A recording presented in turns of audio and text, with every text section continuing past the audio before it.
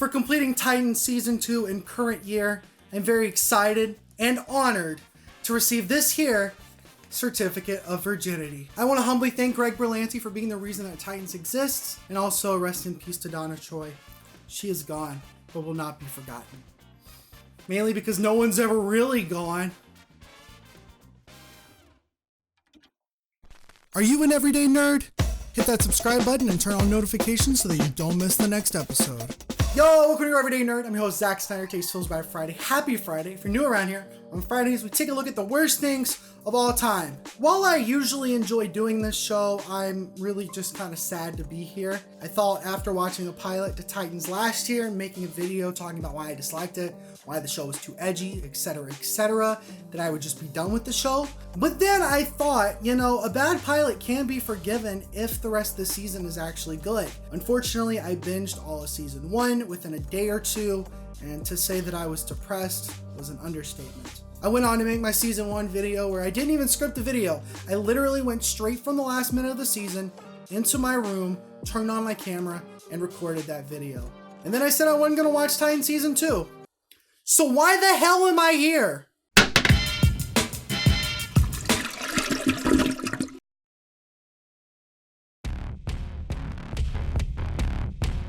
If you don't know anything about Titans, it is a DC Universe exclusive TV show based off of the comic book characters, the Teen Titans. After having a couple of well-known animated shows based off of the same characters, in 2018, DC decided to create a live-action version with a more mature angle.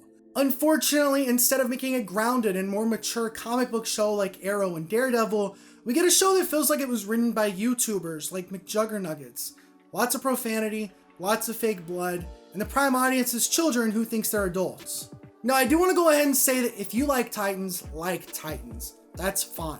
I am still interested in hearing why people like it, because I've yet to hear solid reasons for why anybody loves it, let alone just likes it. But I gotta say that I'm still not a fan of the show, and while season 2 was a bit of a departure from season 1 on a positive note, I still can't recommend this show at all. I should also point out for posterity's sake that unlike season 1, I did not binge season 2. Instead, I watched it with my prison guard friend, JaytheZoomster, every single Friday. Arguably, that was more painful, but we'll get into that. I also did an entire weekly podcast with Jay about every episode of season 2 of Titans, so if you want to hear my thoughts week to week, feel free to check that out. I'll have it in the description box below. But let's get into it. Titans Season 2. Alright, this is my audition to be the new singer for the Titans theme song. That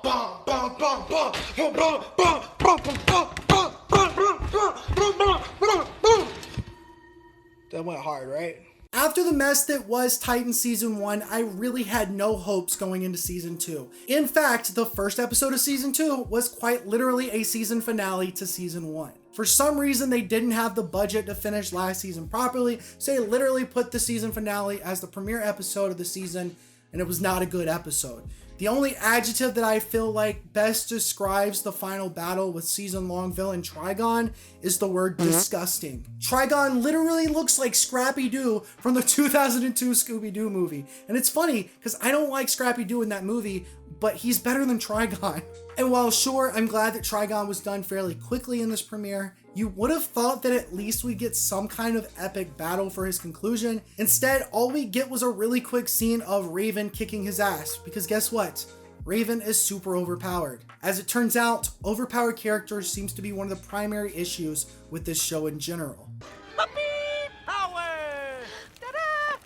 Oh god, he's peeing on me! With so many characters that are overpowered, it makes whatever fight scenes we have very anticlimactic. Now, I personally don't care about superhero battle sequences a whole lot. If anything, I think I enjoy superhero media more often than not for the characters and their battle between being this important, powerful, almost godlike character while also dealing with regular human problems. The reason I like Spider-Man so much is because he still has to pay his rent. It's very relatable. By the way, if my landlord is watching, I'm trying to get that rent paid.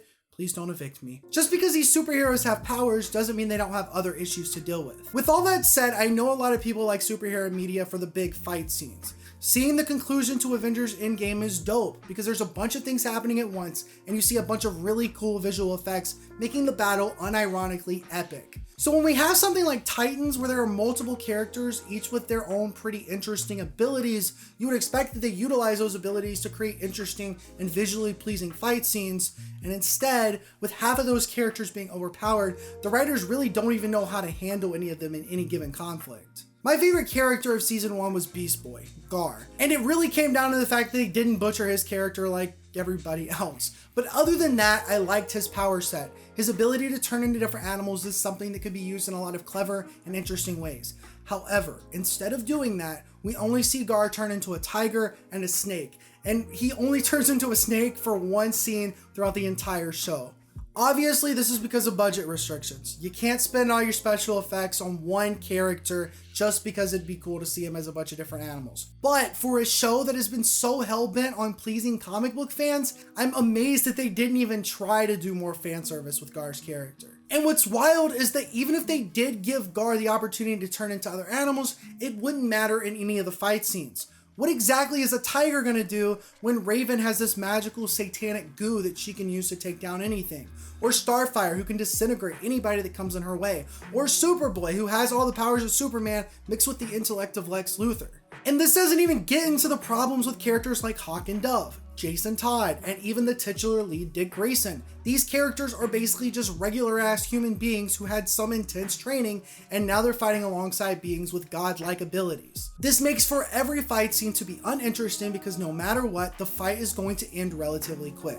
This also means that other characters are practically useless, and even if they could be used in a fight, it ends up being right out stupid because it needlessly risks the lives of characters like Dick and Jason when bad guys could easily be taken down by one of the other characters. And now I have to backtrack because all I've really talked about so far is Trigon and how his final battle was anticlimactic. Through that, I was able to start shedding some light on some of the bigger issues that complicates Titans as a whole, part of that being overpowered characters, but the other part is its bloated main cast. The fact that we have so many characters to begin with makes Titans a slog to get through. You would think it would be engaging because every 15 minutes or so we could move on to a different character or group, keeping everybody's goldfish attention span at bay, and yet the writers really don't do anything to make their overly large cast work within the confines of the plot. Season 1 had a really big issue where even in its pilot, we only focused on about 3 characters, each of them for about 20 minutes at a time, and instead of watching a traditional TV episode, it felt like I was watching 3 short episodes back to back. Season 1 even does this weird thing where entire episodes are dedicated to just 1 or 2 characters. I honestly believe that if Titans took the approach of making an anthology series where every episode was disconnected and told the story of a different Titan, maybe ending the season with some kind of team meetup, that would be an interesting and even enjoyable way to do this show. But instead, the writers are flip-flopping between narratives every 2 to 3 episodes while still trying to make a traditional show where the plot is interwoven within the entire season, making the main plots quite difficult to follow or even care about. Of course, none of this is new. I said a lot of this in my season 1 video, and yet it really doesn't change a whole lot in season 2. After the Trigon stuff in the season 2 premiere, we get a solid 15 minutes setting up the plot for the rest of the season. We're introduced to Deathstroke, the big bad of the season. We see that Titan's Tower has been created, and the Titans are all in one place as a supposedly big happy family. Honestly, this is a solid departure from season 1. I will say that one of the only things this season does actually well is it gives us a lot of time with an actual team instead of individual characters. Episode 2 and 3 even felt closer to the pacing of a traditional television show. Instead of 20 minutes with one character and then 20 minutes with another character, we get an appropriate amount of time with each scene before it goes into the next, furthering an actual plot, and even giving us some time to be interested in the characters. Unfortunately, even if the pacing from episode to episode feels mostly better, there's still an issue with the season 2 plot, but I'll get into that in a bit. I want to divert a bit before we talk about the dumb narrative of season 2 to discuss the character traits and arcs of Titans. Or lack thereof, that is. My biggest issue with season 1 was the fact that most of the characters just felt superfluous. Had season 2 started killing off any of the main characters, I probably would have just laughed, because the writers didn't give me a reason to relate or to latch on to anybody in the show. One of my positives of season 2 is that they do try to fix this. This is a bit of a backhanded compliment because at the end of the day, instead of trying to give them a character naturally, They almost retroactively instill character traits that weren't previously established by ignoring the fact that there was no character growth in season 1. In other words, Titans still fails in the writing department because they don't build up to anything. They allude to character growth, mention that the Titans are good guys and that they're a family and that they want to help people, but I can't remember a single time in season 1 where they do any of this. In fact, the only time in season 2 where somebody is helped is right after the big season 2 finale fight. Dove gives a teddy bear back to a child. What a wonderful display of heroism. They can say that they're this big happy family, but at the end of the day, I never once saw that. But you know what?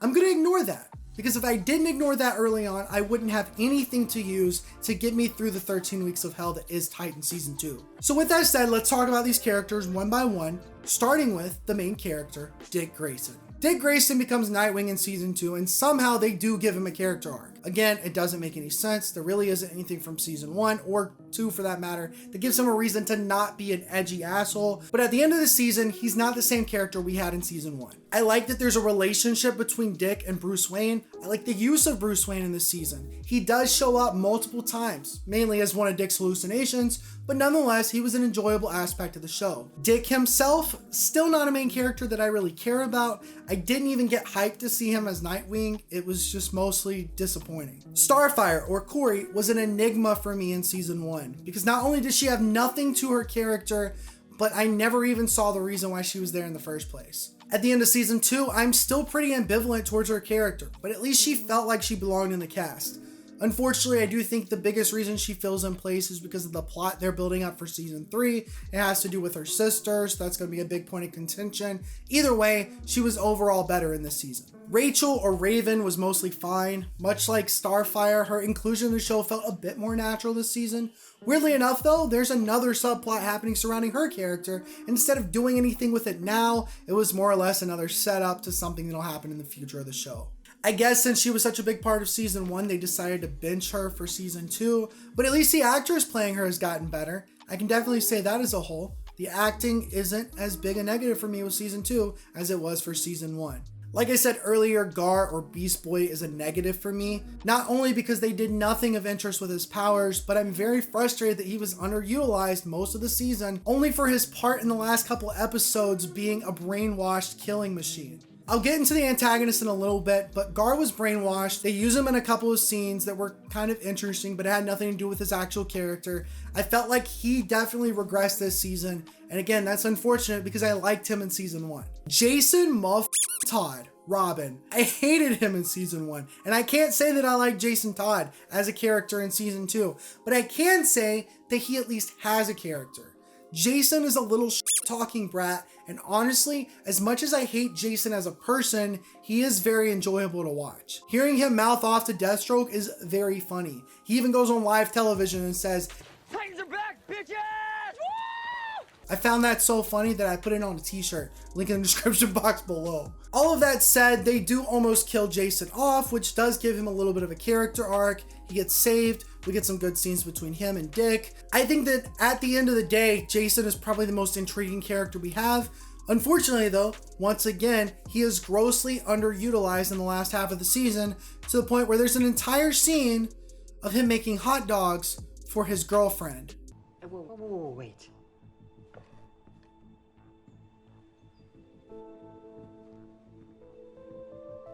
Guy, I have to ask you something.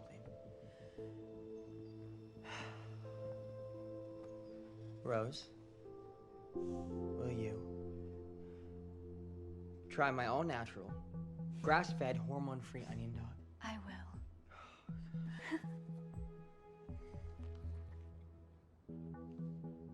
Damn. Right. Moving on, let's do a twofer here. Hank and Dawn, Hawk and Dove, Turkey and Vulture, whatever you want to call them, I don't care about them at all anymore.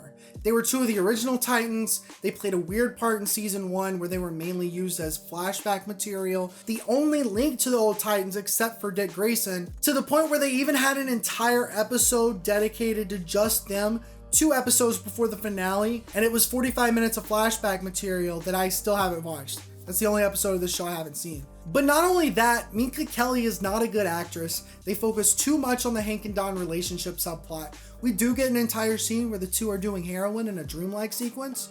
That was actually kind of funny. And then by the end of the season, they break up. Hank goes on to be a wrestler so that he can buy cocaine. Apparently drugs are still funny to me. But in the finale, Hank is like, yo, Dawn, we should get back together. And she's like, no, Hank. You think Hank and Dawn are over? And I'm like, yo, I bet Hank's gonna say, but what about Hawk and Dove? Because I've seen enough rom-coms to know exactly where this is going. And sure enough, Hank says, what about Hawk and Dove? and for that, I never want to see another scene with these two characters ever again. Hey.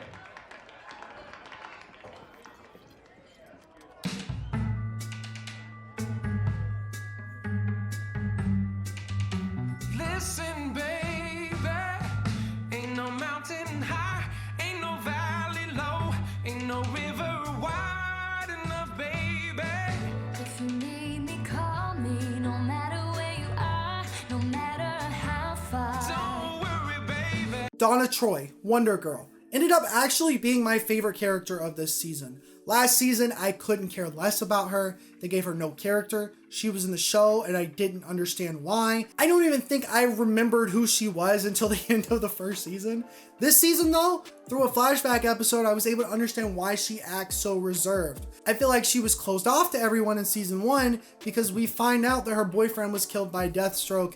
That kind of makes her a more dynamic character. Again, retroactively, but ignoring that, I did end up liking her more. I do have to say though that she dies at the end of the season due to a telephone pole, which made no sense whatsoever, but it was the funniest thing to happen in season 2, right next to Turkey and Vulture doing heroin. Last but not least, we have Connor, aka Superboy. I thought he was mostly entertaining to watch. They do have an entire episode dedicated to him, and while I still wish they wouldn't do episodes dedicated to one character because it messes up the pacing of the show, this episode is easily one of the best episodes of the season. It felt more like a short film, or get this, an anthology episode, which is why I still think this show would do better as a full-on anthology series. Either way, Superboy is mostly just comedic relief, and the only thing I didn't like about his character was that they kept showing his ass. I really didn't need to see any of that. When I think about the characters of Titans, it makes me think of the foundational flaws with this show. I mentioned that Superboy and Jason are comic relief at times, and it's amazing to me how better this show could be if it was a comedy, instead of its quote-unquote mature drama. My favorite parts of Titans is when they don't try too hard, and they make the show comedic. I'm not quite sure how many times I laughed at the show because there was an intentional joke, or because of something being unintentionally bad. I just know that if the show had taken the full plunge into comedy, I would easily be able to recommend Titans, hands down. But instead, we only get a few funny moments occasionally, and then the rest of the show is just uninteresting, bad, or even just boring. I should also mention that it's clear that Titans is a show dedicated to its comic fans specifically. They don't really take much time to explain much. Instead, they just simply do things and expect you to know what happened in the comics and put 2 and 2 together. Is this a bad thing? I think so. As someone who really hasn't read a whole lot of Teen Titans comics, in fact, this right here, that's all I've read of Titans. This one volume of the Rebirth title. I've never seen the Teen Titans cartoon. I've never seen Young Justice. I probably could have enjoyed this show more had there been a bit more care in the writer's room. Instead of what they should have done was make new fans of these characters, they spent more time catering to established fans. The only reason something like the MCU works really well is because the writers did a great job of using fan service as a way to reward the dedicated fans, while also creating avenues to make new fans out of people who knew nothing about the source material to begin with. Personally, I was looking forward to Titans back in 2018 because I thought it would be a good jumping off point into these characters. But now I think that they may have just put a bad taste in my mouth, and if I ever get into other Titans media, I might not even enjoy it that much because of this show. And that's honestly the most disappointing thing about Titans. Now, I've talked a lot about the characters and the pacing and even mentioned some of the ways they have improved this season from last, but there's still a big aspect of season 2 that I haven't talked about yet, and that's the narrative. What's weird is I had just finished season 2 of CW's Arrow, and I enjoyed Deathstroke a good bit in that show, so I was kind of looking forward to seeing what they would do with him in Titans, and once again, I was disappointed. Deathstroke had an adequate setup, but at the end of the season, he was mainly just fine. In the first couple of episodes, he's sort of an actual threat, mainly because they put him up against the mortal Titans. Raven's just kind of vibing in the Titans tower. Starfire's gone off to do something with one of her alien friends. Superboy isn't even in the show yet. So as far as Dick and Jason and even Gar are concerned, Deathstroke is an assassin with way more training than any of them, which makes him a legitimate threat. In other words, I think as a first half season villain, I think Deathstroke would have been really good. He even almost kills Jason Todd. But when Jason is saved by Superboy and Starfire joins the group again and Raven joins the group again, Deathstroke is now simply a mortal man who can easily be killed or at least put in prison by any of these. So then what exactly is Deathstroke's master plan? Well, it's to get the Titans to split up. Like a band. Like the Beatles? Thanks, Bruce Banner. What a bad joke. In a flashback episode, oddly one of the better episodes of the season, we do find out that Deathstroke is on a mission to kill an Amazonian warrior. Instead of killing her though, he accidentally kills Aqualad, one of the original Titans. This obviously angers the Titans, so to get back at him, Dick Grayson decides to find Deathstroke's son, Jericho, who's a deaf teenager by the way. Titans are supposed to be a good guy, and yet they use a deaf teenager to get at his father. Good characters, man. Bravo. Anyways, they befriend Jericho, and then in a fight with Deathstroke, Jericho gets killed. Good characters. Deathstroke then blames Jericho's death on Dick, even though he's actually the one that kills Jericho, because again, bad characters. And so in order to enact his revenge, mind you, like 5 years later, he gets his daughter Rose to infiltrate the Titans, split them up, and in an epic scene where Deathstroke is vibing in his lazy boy recliner, watching a little bit of Wheel of Fortune, he tells Dick that if the Titans get back together, he's just gonna kill them all. I'm really looking forward to Deathstroke killing Superboy. That's the one I'm really looking forward to. Then Dick decides that he's not going to put anybody else in danger, so in order to not accidentally put the Titans back together, he beats up TSA employees, which puts him in jail. This incites a very boring and quite dumb prison arc where he turns into Nightwing, and then in the finale in season 2, Rose ends up turning on Deathstroke, and he dies rather quickly. Oh, and then also Jericho has the ability to possess other people, and so we find out that Jericho's mind was in Deathstroke after he supposedly died. So after Deathstroke dies, Jericho's mind goes into Rose, and that's the end of that. I just had to say all this out loud to make sure if it was actually stupid or not. And as it turns out, it was. I remember back on my Titan Season 1 video, I was talking about the darkness and how the darkness was overpowering Dick Grayson and some of the other characters. Because like all throughout this entire season, he's trying to fight his dark side. Again, it's kind of like Kingdom Hearts. The fact that I just played Kingdom Hearts and now I'm watching, that's kind of, and how it reminded me of the convoluted mess that is the story to the popular video game franchise Kingdom Hearts. And once again, I see that comparison very, very well with this narrative. Wow. All of this to say that Deathstroke was so disappointing, I'm very much expecting multiple video essays titled Why Titan's Deathstroke Was a Waste of Potential. The wildest thing about Deathstroke is he hadn't been in a few episodes, and then they just bring him into the finale out of nowhere, and then they kill him within the first 20 minutes, which means that there's another 30 minutes of this finale that had to be dedicated to the other antagonist, which I haven't even talked about yet, and that's Cadmus Laboratories. Cadmus is the lab that created Superboy, and so we're introduced to them around episode 6 of the season, and honestly, I'd argue that this was the perfect point to introduce them. They could have had Superboy save Jason from dying, he could go kill Deathstroke real quick, and then we could have the second half of the season dealing with just Cadmus. But they don't do that. Instead, later on at some point, Cadmus kidnaps Superboy and Gar, and they do some experiments on them, turning them against the other Titans. This could have been an interesting plot point, something that I could have enjoyed, but since they focus so much on the Deathstroke plot, we get very little screen time dedicated to Cadmus. And once again, they resolve everything in the finale within about 10 minutes, leaving an entire 20 minutes of the season finale with absolutely nothing to do. Oh, that's right, there's Donna's funeral. Oh, and the season 3 tease. We gotta have that. Anyways, I gotta wrap this up because we're like 9 pages into a script for a show that I say I don't care about. And even though I said I wasn't disappointed in Titans Season 2, because you have to care about something to be disappointed in it, somehow, some way, when sitting down to write this episode, I found out that I am disappointed. It's mostly because I wasted my time, but I think secretly, I wish this show was better. At the end of the day, Titans Season 1 was indisputably bad.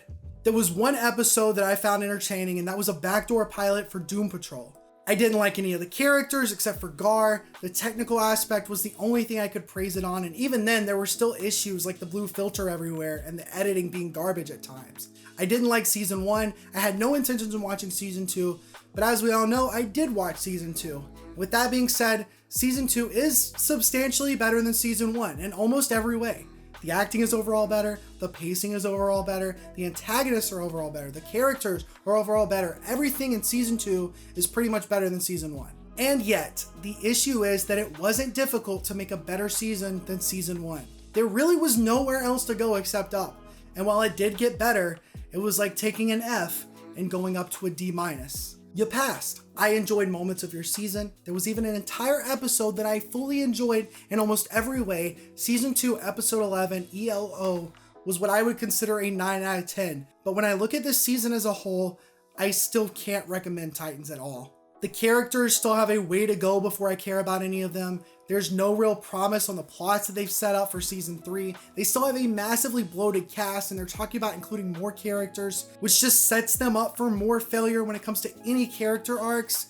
And when you think of this show as a whole, even with Season 2 being better, how on earth could I recommend this show rather than say, yeah, just start watching it from Season 2, ignore Season 1. Even then, I still can't recommend that because the Season 2 premiere is mostly a Season 1 finale. So I guess the big question is, will I be watching Titans Season 3? I want to say no. I really would like to not watch any more of this show. If there's some miraculous thing that happens where they get good writers for the show and Season 3 is a massive departure from Season 2, and this is a big one, if this individual video gets overwhelmingly popular and I start getting my bills paid for making Your Everyday Nerd, then sure, I'll watch Season 3. But there's no way in hell I could watch it week by week, because 13 weeks in a row where you're dreading your Fridays because of Titans is something I don't want to wish on anybody. Well, I guess I'm a sellout now. But that's all the time we have for today. If you liked the video, go hit that like button. If for whatever reason you didn't like it, you can hit that dislike button. No sponsor in this episode, but I will go check out the new Your Everyday Nerd merch. Look at this. I love this hat. I'm really, really happy that I have it. Also, check out this Titans Back Bitch t-shirt. That'll be in the description. I still really like that. I want to actually get one of those at some point. Also, feel free to go check the Patreon. As always, we only have one more episode left this year, so get hyped for that. Also, I did an entire podcast with JaytheZoomster, 13 episodes in total, talking about every episode of Titans Season 2. So if you want to hear my week-to-week thoughts, go check that out. Also, JaytheZoomster will be doing a Titans Season 2 video, so you can hit that up as well. Who would have thought that I have so many Titans-related links for you to click today? I sure didn't. It's just as disappointing for me, honestly. In the meantime, thank you so much for watching this episode, and I will catch you in the next one. Goodbye.